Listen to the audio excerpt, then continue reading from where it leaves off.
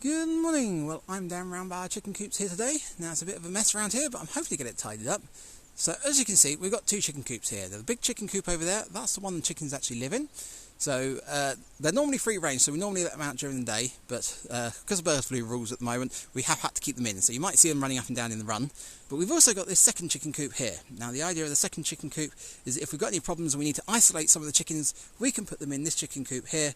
They're close enough so they're still sociable, so they don't feel they're on their own, but they are isolated. Now, the problem is, this chicken coop has had it. If we put any chickens in there, there's so many holes in it, Mr. Fox will come along and go, "Thank you very much, that's a nice chicken dinner." So, it needs replacing. Now, at the moment, the owner is talking about getting some more chickens. We only have 4 chickens, and they're getting a little old now, so they kind of stopped laying. So it would be nice to have some more chickens. Problem is, if you've had any pets before, you can't always just put them in together. Those chickens, that's their coop. So if we try introducing more chickens to there, they might not get on. So we need somewhere that we can separate them out. For the first 2 weeks, we'd run them in 2 coops side by side, and then hopefully over a couple of weeks, they'll be sociable enough, they'll get on, and we can put them all in the same coop. So that means we need something decent. Now, if you watched my previous video, you'll know that I've already built a new chicken coop, not only to replace this, but also to get rid of some of this rubbish that's around, so that'll be good. Now, I could build it here, but we've got 2 ride-on lawnmowers, and I'd actually like to build a shed for that as well. So I need some space here to build another shed, so I'm not going to build it here. In fact, we used to have 3 chicken coops until a tree fell down and squashed one of them. So that used to be here. So the idea is I am going to build the new chicken coop here. So there is a gravel base under here. It is nice and solid. Obviously, we've got some grass growing on top of it now, so I'm going to go across it with a trimmer, tidy it all up, and I'm going to start building the new chicken coop on here.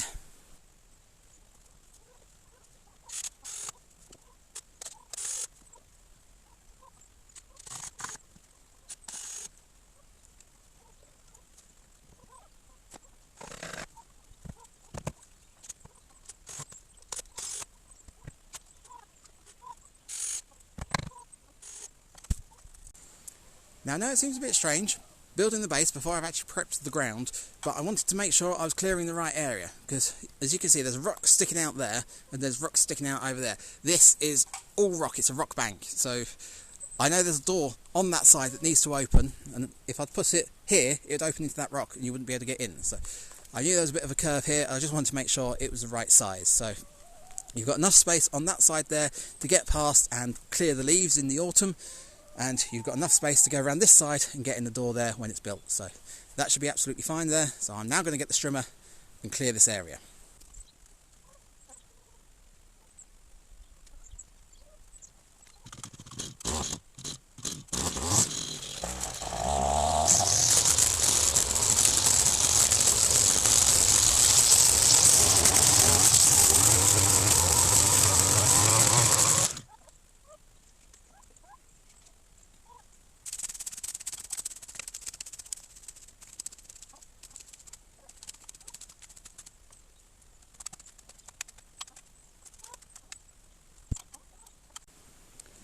Alright, well that's the base down and level. Now, I know I should really be putting some sort of proper base underneath that, but 1, I am exhausted, and 2, the chickens usually make so much waste on top of it, they rot through from the surface before it rots through from the base.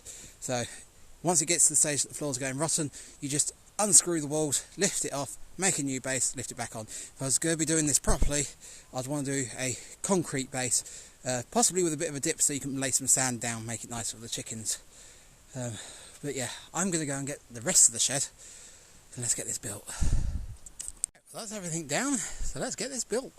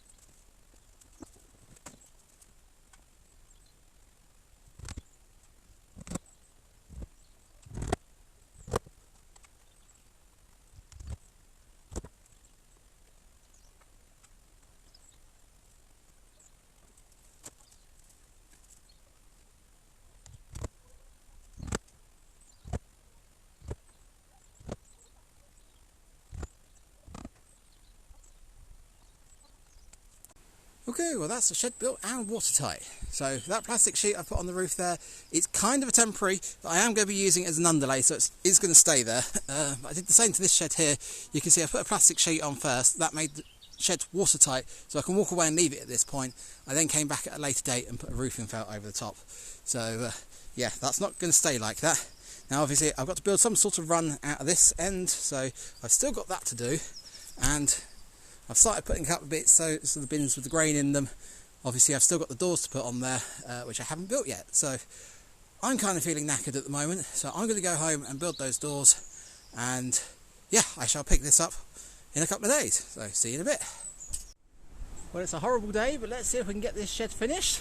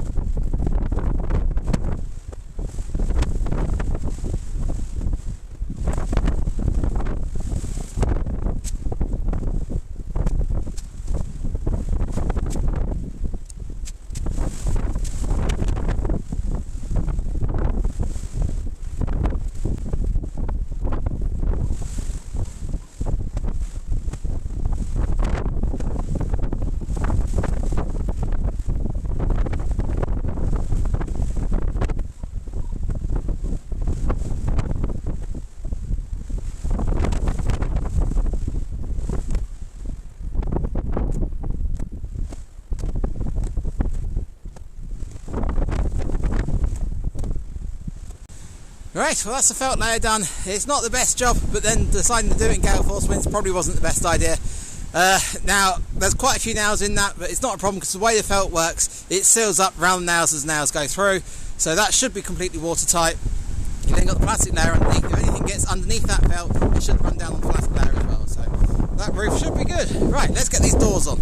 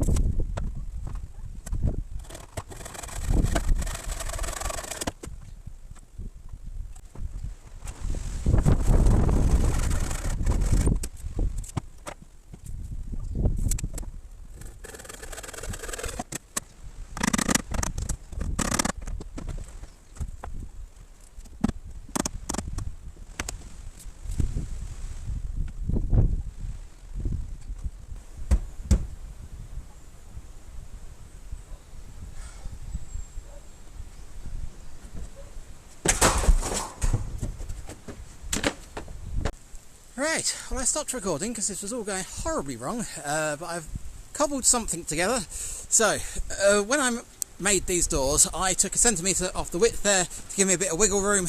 What I forgot to do was take any off the height, so I made them precisely to the height of the gap, and I also didn't account for the fact that the roof slopes down and the doors are quite deep, so they didn't fit. Now, I could have taken them home, cut a centimetre off the top of them, and that would have worked, but I was also having problems with other things. So the top of the door here, with the hinges, when you open it out, it hit the side here, so they weren't opening properly. So I had to pack it out to get this door to fit, which is what I've done there. That meant that this was then over the halfway line, so this door was just marginally bigger, so I just hammered that into the space, so that's nice and tight, screwed it in place as a wall, so we've now got one door. it would have been nice if we had 2 doors, but I think that'll do.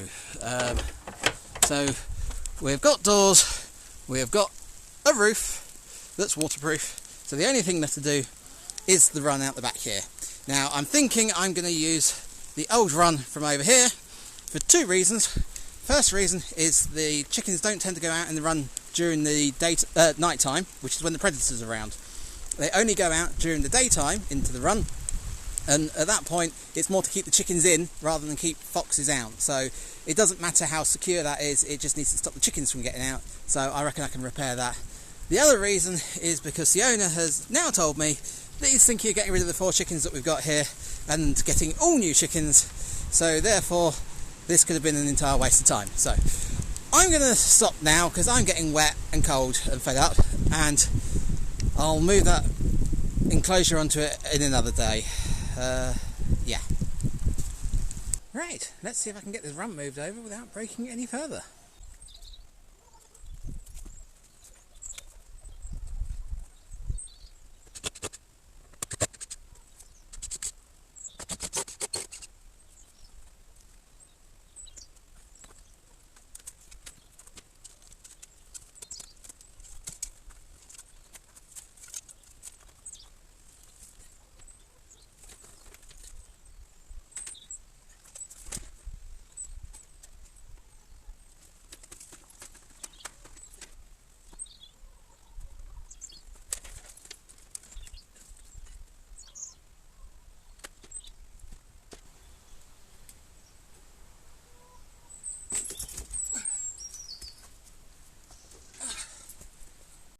Right, well that's the chicken coop moved across. I've been through, repaired it as best I can. Like I say, that is purely to keep the chickens in rather than keep the predators out. The main shed, that's what's going to keep the predators out at night. Now I was going to carry on, I've tidied up over there.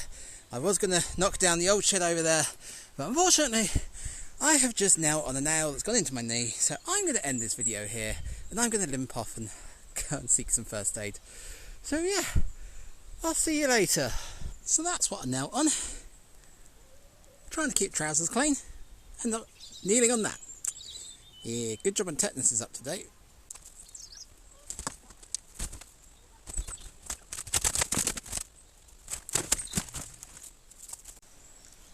Well, that's actually a lot stronger than it looks.